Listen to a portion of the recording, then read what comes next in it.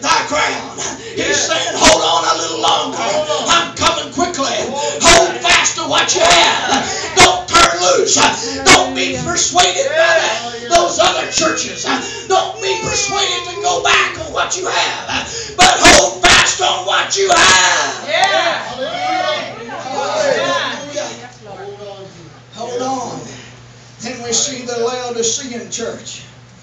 Oh my. Verses 15 and 16. It says, I know thy works. Thou art neither cold nor hot.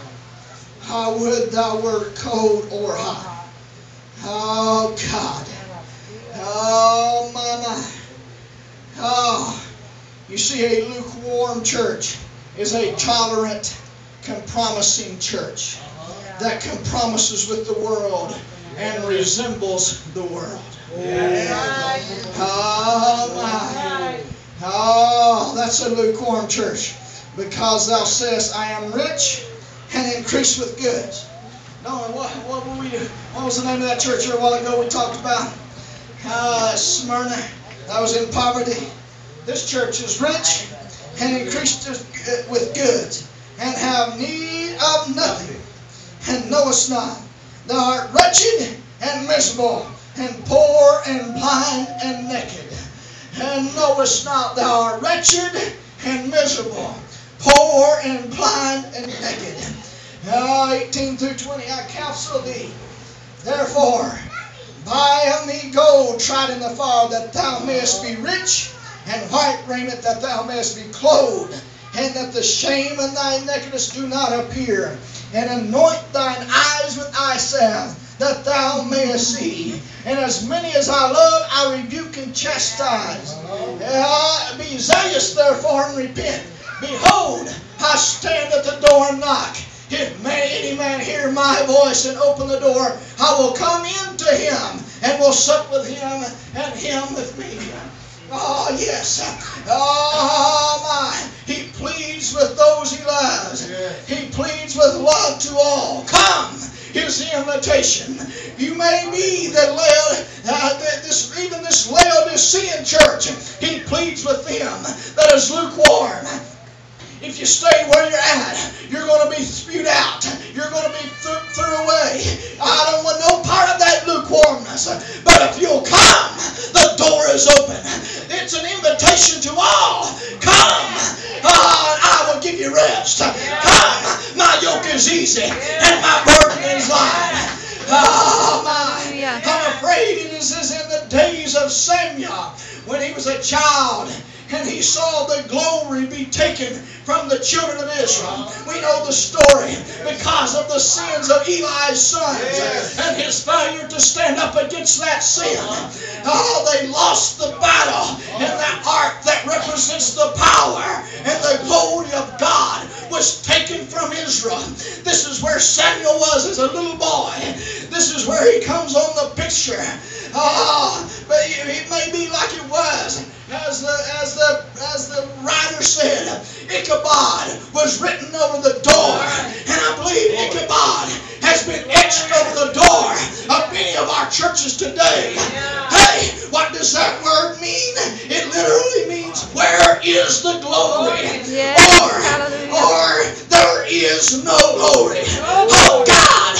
I believe the Laodicean church of our day has Ichabod over the door. Where is the glory? Hey, where is the former glory that they used to have 50 years ago? Where is the power of God that they used to have 60 years ago? Hey, where is the glory? You may be asking the question, where is the power?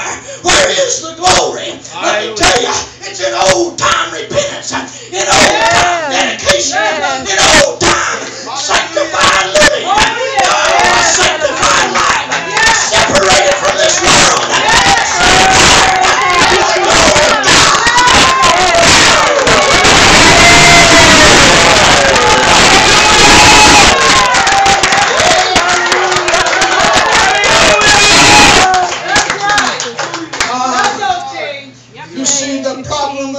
church of today is that we compare ourselves to one another.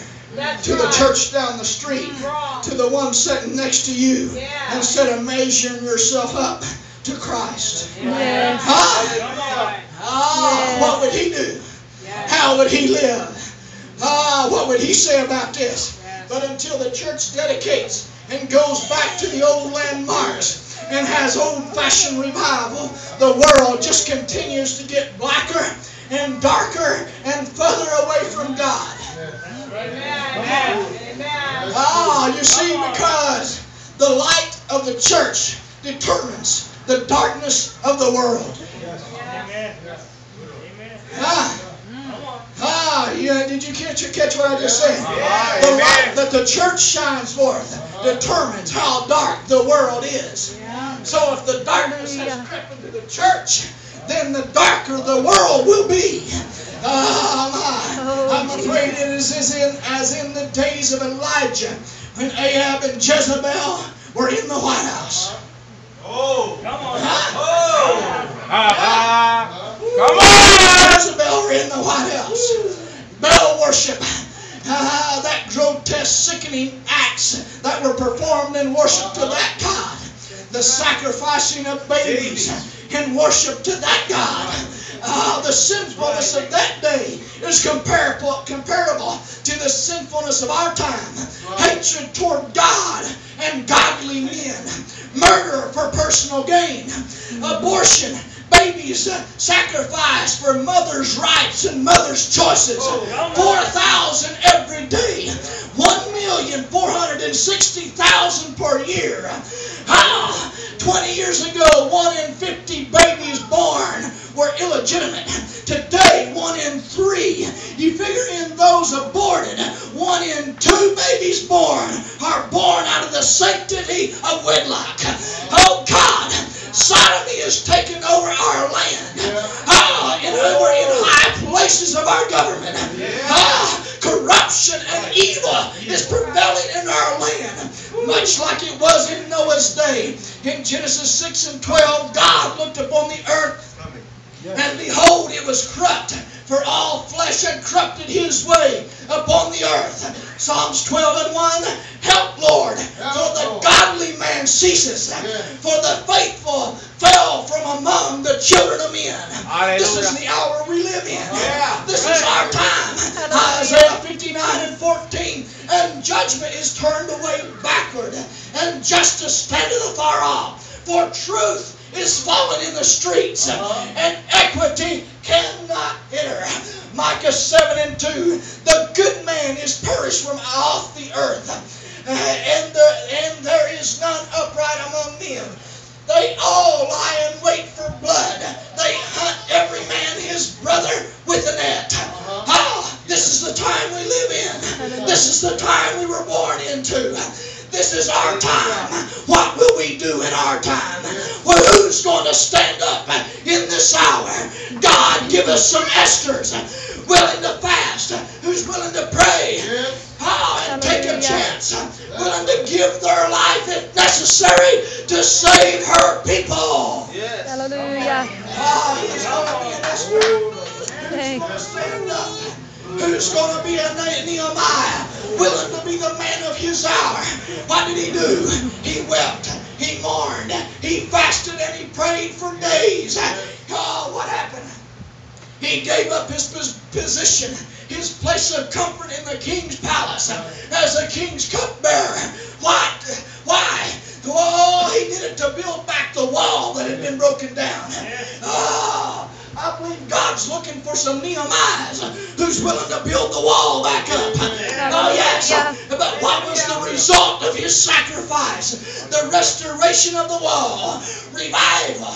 The people's hearts turned back to God. Wow!